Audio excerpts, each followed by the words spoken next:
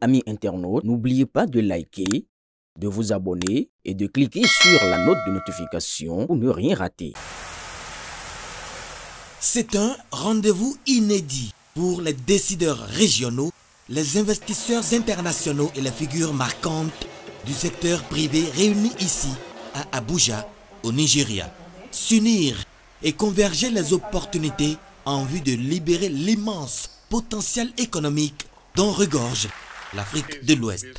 C'est le but visé par le président Ahmed Bola Tinubu au détour de cette rencontre, la première du genre.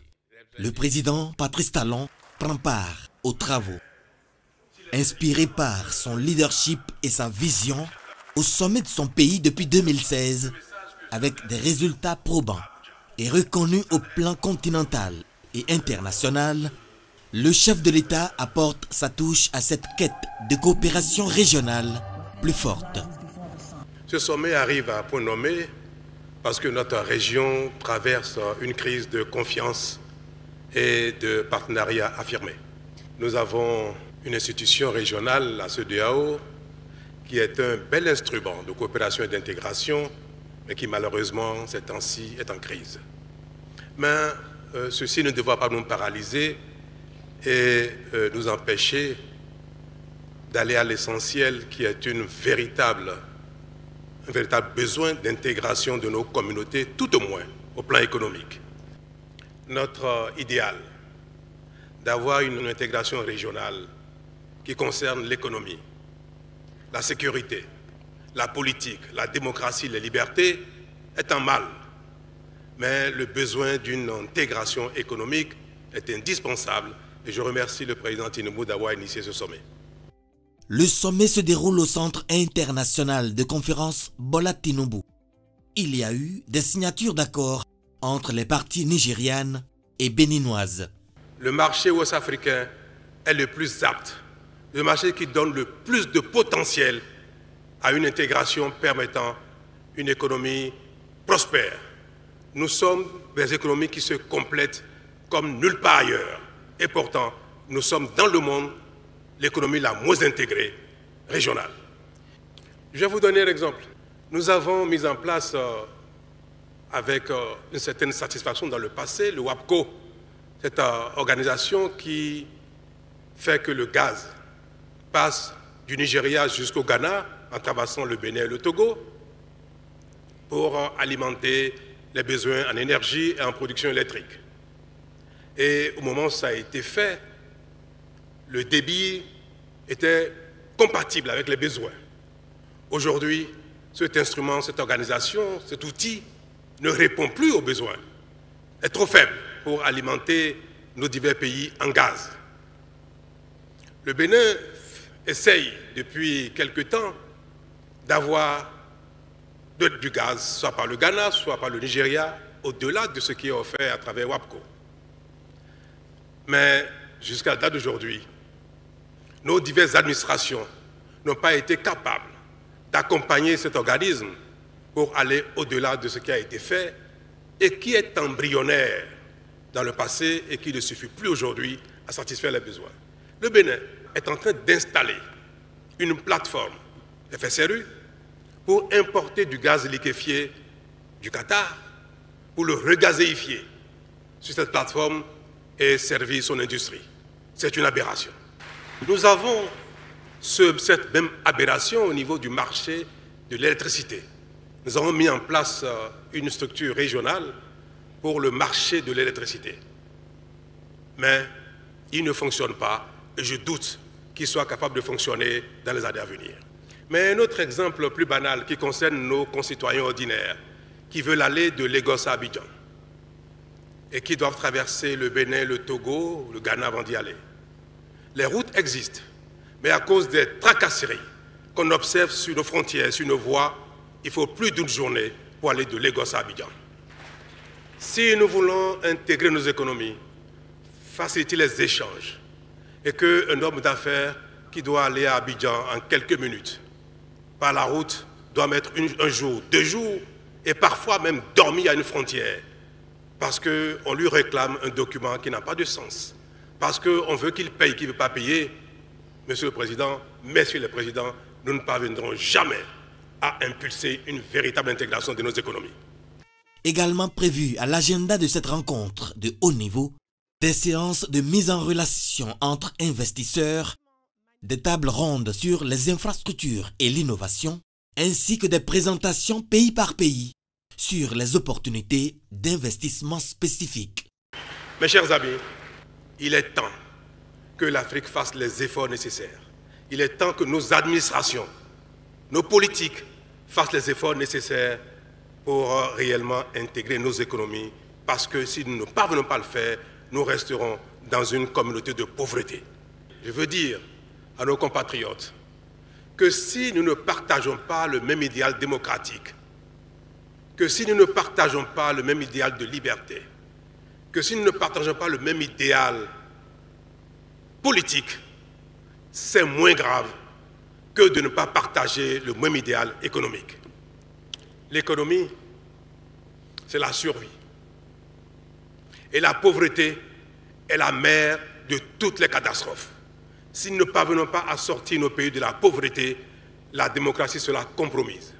Les libertés seront compromises, la politique sera compromise. Je ne banalise pas l'idéal de démocratie qui est important. Je ne banalise pas l'idéal de liberté qui est important parce que ça concourt de la dignité humaine. Mais je veux dire que ces idéaux qui sont majeurs et supérieurs peuvent être mis en cause par la pauvreté si nous ne faisons pas les actions qu'il faut pour nous développer collectivement. Le mandat du président Ahmed Bola Tinubu en tant que président de la conférence des chefs d'État prend fin ce dimanche 22 juin. Mais il pose déjà les jalons d'une union et d'une continuité dans l'esprit d'une Afrique forte malgré les dissensions internes qui la caractérisent. Et pour preuve, même les 3 pays de l'Alliance des États du Sahel, AES, le Burkina Faso, le Mali et le Niger ont été invités à ce sommet. L'Afrique a les mêmes idéaux que le reste du monde. Ce n'est pas la volonté qui nous manque, mais nous ne parvenons pas à faire aboutir nos idéaux. Et notre échec principal, et qui est la cause de notre sous-développement, c'est bien notre incapacité à mettre en œuvre notre idéal. Et ceci est de la responsabilité de nos leaders, nos responsables. C'est de la responsabilité de nos collaborateurs, c'est-à-dire les ministres. C'est de la responsabilité des cadres de nos ministères. C'est de la responsabilité de notre administration globale. Ce sont donc l'ensemble des divers responsables de l'Afrique, du plus haut niveau jusqu'au plus bas, qui sont responsables de la non-mise en œuvre de notre idéal. Et c'est pour cela, Monsieur le Président Ahmed Tinubu, que votre appel à une action commune pour la complémentarité et l'intégration de notre économie, qui relève du rôle des chefs d'État que nous sommes, est à saluer. Ce n'est pas pour moi une manière d'excuser les chefs d'État et d'exprimer que notre rôle dans notre échec est infime. Non, nous avons notre part de responsabilité dans l'échec. Je vais parler des chefs d'État, des principaux responsables au sommet de l'État. Mais cette responsabilité de cet échec ne relève pas seulement de cette insuffisance des chefs d'État que nous sommes. Tellement les responsables politiques, tellement l'administration ne fait pas ce qu'il faut, que nos populations, nos hommes d'affaires sont obligés de contourner les obstacles de l'administration, d'avoir affaire à l'informel pour échanger entre les communautés d'un pays à l'autre. Quand on observe les efforts que font nos communautés pour donner un contenu réel à l'intégration et en contournant ainsi l'administration, en étant dans l'informel, nous devrons, mes chers présidents, mes chers collègues, mes chers grands frères, nous devrons, chers ministres, chers responsables de l'administration, prendre un nouveau départ pour sortir l'Afrique de la pauvreté en passant par l'intégration effective. Le monde entier, notamment les pays développés, les autres régions du monde, sont rentrés dans une phase de défiance de la coopération internationale. La coopération internationale n'est plus aujourd'hui un idéal universel. L'aide internationale n'existe plus et n'existera plus. Et le seul moyen pour nous, pour nos populations, de sortir de la pauvreté est que nous fassions les efforts qu'il faut sur nous-mêmes pour nous développer. Les États-Unis sont en train de nous donner une leçon incroyable. On observe le pays le plus puissant du monde, économiquement le plus puissant, qui est en train de défendre ses intérêts au centime près, au mépris de la coopération internationale. Cette déclaration, à la limite de guerre commerciale, que les États-Unis ont déclarée au monde entier, est une façon de nous réveiller. À la limite, nous devrions saluer le président Trump pour ce coup de fouet qu'il nous donne. J'ai envoyé la semaine, il y a quelques jours, au ministre des Finances, porter un message au président Tinubu pour la préparation de ce sommet.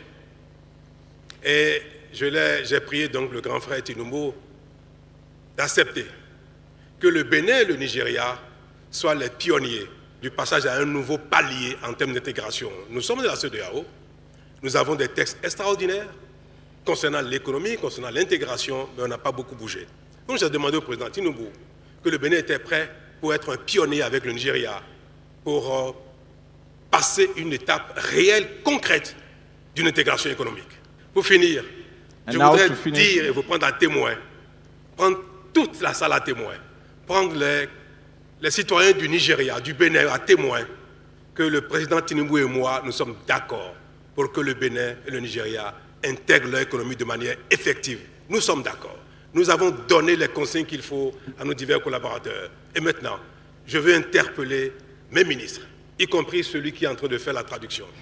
Celle qui est assise, mon ministre du Commerce, ceux qui sont dans la salle. J'interpelle les ministres du président Tinubu qui sont derrière lui, la ministre du Commerce tout à l'heure qui est passée, pour que notre volonté, notre instruction d'aller plus loin dans notre intégration soit une réalité et c'est désormais de leur responsabilité.